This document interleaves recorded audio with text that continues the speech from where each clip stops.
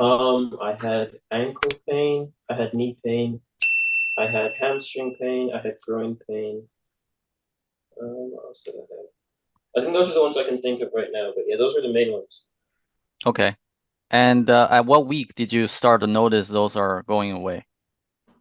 I'd say the ankle pain, it was on and off, but it went away mostly probably after like week 6 or 7.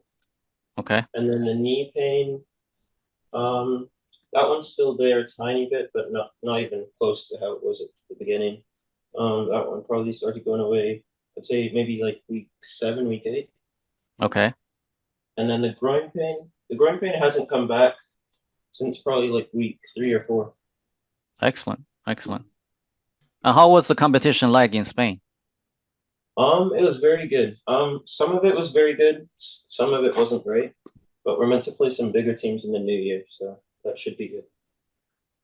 I would say I feel lighter on the ball, and it's just like it's easier to move and make turns without worrying about getting a little tweak or an injury every time I'm on the field. So it's good.